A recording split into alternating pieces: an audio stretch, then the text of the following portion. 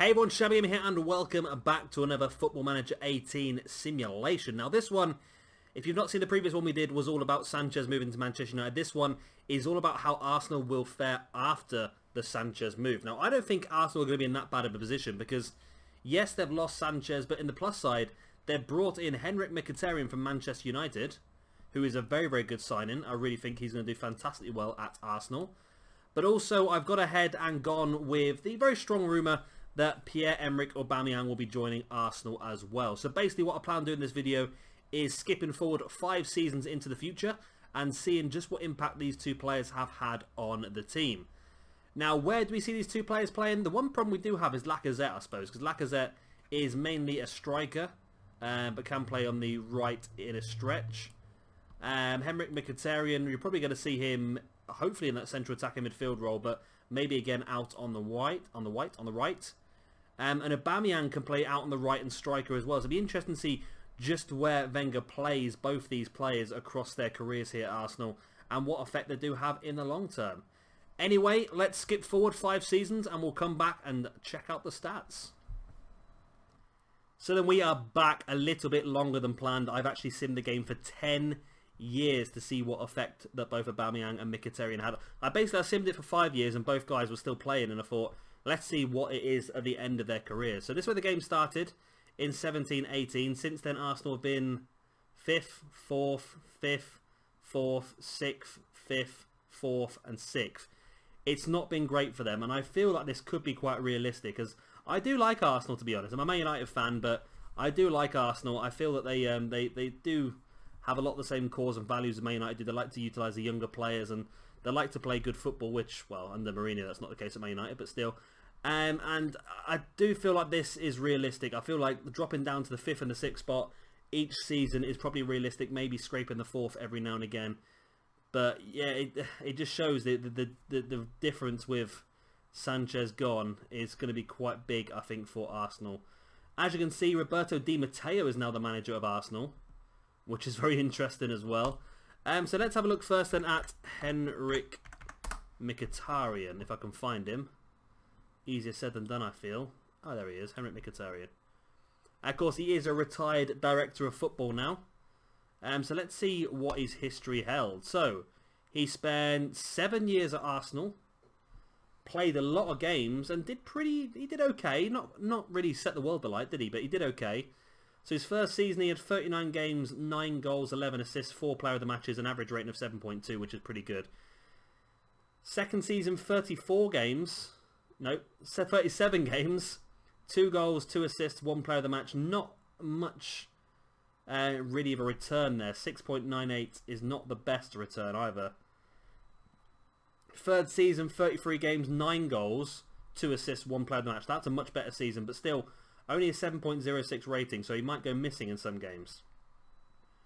The 2020-21 season was where he really excelled. I think this might be his best year. 14 goals, 5 assists, 3 player of the matches, an average rating of 7.23.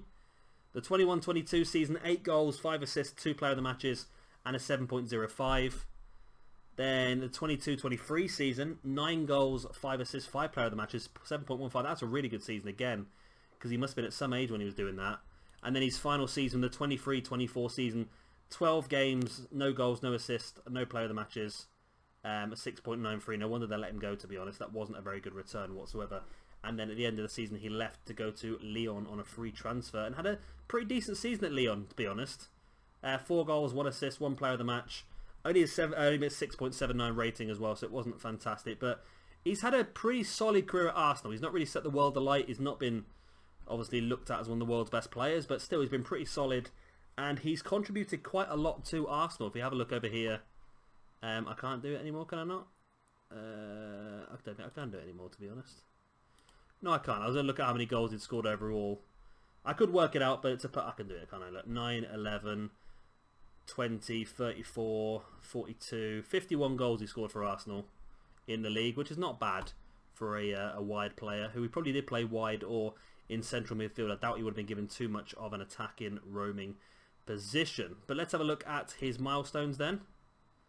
Competition-wise, they actually did pretty well. They won the Community Shield in 2017. They won the Europa League in 2018.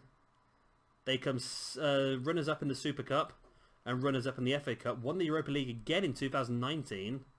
Won the European Super Cup in 2019. And won the Europa League again in 2022 before coming runners-up in the FA Cup. So actually, wasn't bad at all. Henrikh Mkhitaryan won 4 Europa Leagues in the space of 5 years, which is incredible when you think about it. Of course, 1 with Manchester United and 3 with Arsenal. So Arsenal, although they've not made it into the Champions League spots, are still doing really well with what they've got. They're still winning the Europa League, which is getting them in the Champions League. That's what it is, isn't it?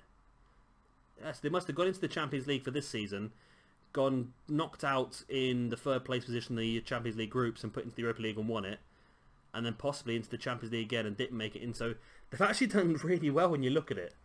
They've done pretty damn well. Did he get anything special here? He got named in the Lyon's best 11 for the season, which is no surprise. Anything major? Doesn't look like he won any major awards. Just the odd sort of player of the month and that sort of stuff. He was released on a free transfer from Lyon in 2025. Transfer wise, signed by Arsenal on a free transfer, which we know about, released on a free year. Yeah, so not really much else to tell you on Henrikh Mkhitaryan, but he has had a pretty decent career when you look at it. He's won some pretty good things in his life. He'll retire a very happy man. Look at the amount of trophies he's won. He's won a lot of trophies across his career. Some in Armenia, made his Armenian debut. Some in Ukraine. He won a competition in Germany, a couple of competitions with Man United, and then 3 Europa Cups is quite incredible, really, at Arsenal. I'm surprised by how good that was. And let's also have a look then at Aubameyang, who, of course, is probably going to have very much the same results. Where is Aubameyang from again? He's Gabonese, isn't he? There he is. Pierre Emerick Aubameyang. Right, so he had 6 years at Arsenal, so 1 less than Henrikh Mkhitaryan.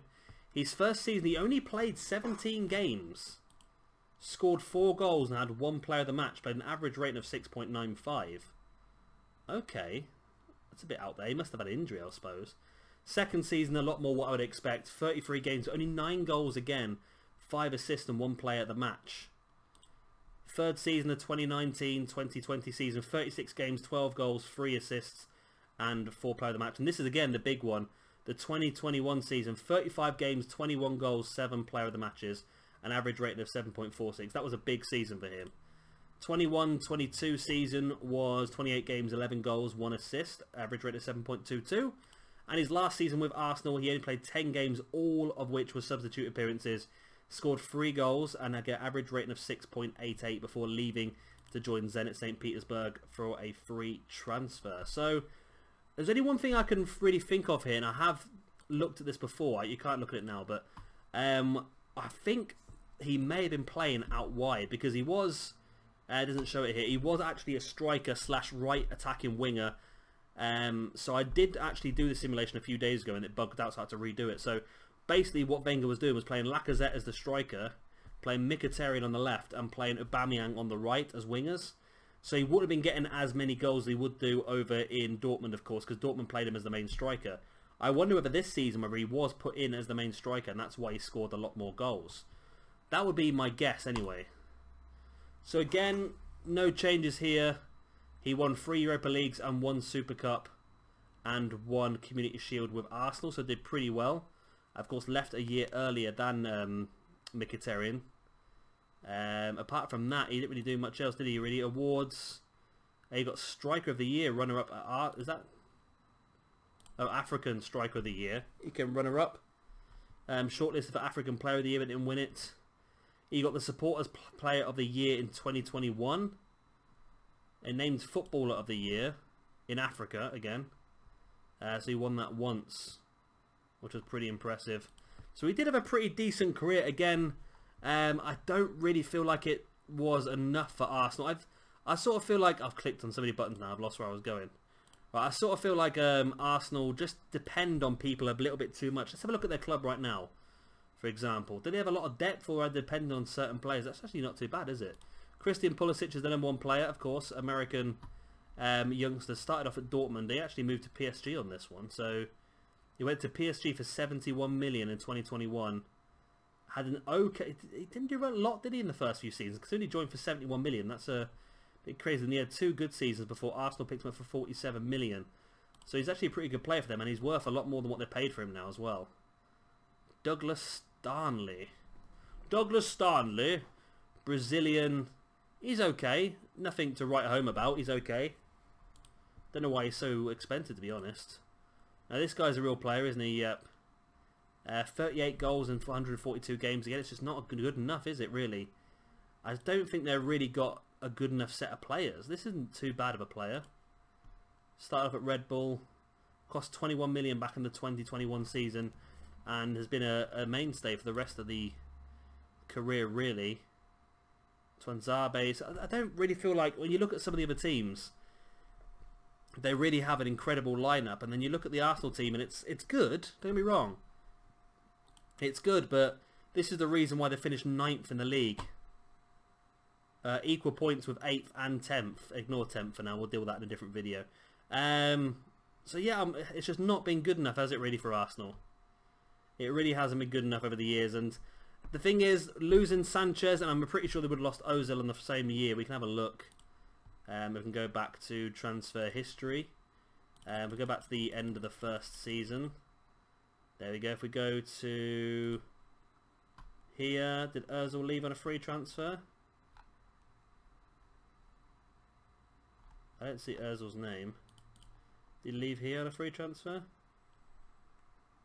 He did on the previous simulation I've done. Ozil left on a free transfer. Let's see if we can find him. Mesut Ozil. So no, he signed the new contract at Arsenal, actually. Stayed there till 2022 before leaving. So actually Ozil did pretty well for them. They managed to keep a hold of him. But still, losing Sanchez just had a massive effect on them. But I feel like it's not all Sanchez's fault. I feel like this reign of bad form was going to come, I think, unless something changes within Arsenal, unless something miraculous happens and they invest a lot of money and try and change the culture of the club. I do feel like they're really going to struggle to get in that top 4. I can't quite see him finishing as low as 9th, but then again, in 10 years' time, you never know. Look, Southampton finishing the Champions League positions. Stranger things have happened. They really have. So it's going to be interesting to see what happens over the next few years. If Arsenal do sign Aubameyang, I dare say they'll play him as a striker and have much more effect than what the game says. But then again, is he going to do well in the Premiership? The Premiership's a much more difficult league to do well in. He's got a lot of pace, but if he's just going to get strength off the ball all the time, I don't really feel like it's going to be that much of a benefit for him. So he's going to have to be more clever than just use his pace all the time, I think. But there we go, that's the end of this simulation. I hope you have enjoyed it. Of course, if you have, then please do hit a like, and of course, if you're new around here, then hit a subscribe as well. We're going to do a few more of these videos. As you can see, one of them is already in place in the Premiership. I just mentioned about the 10th position team, but don't let that... don't get too much into that. We'll have a look at that in a few days' time. Yeah, that's going to be an interesting one. It has been very interesting watching that happen. Yeah, if you have any ideas for other simulations you'd like to see run, then please do comment down in the comment section down below. It does take a while to knock them out, so I'm not going to hit any particular schedule on this. It's just as and when I get a chance, or when something big comes along that's worth doing a video on. I've been Shabby Gamer. Thank you very much for watching, and I'll see you very, very soon for another Football Manager 18 simulation. Bye.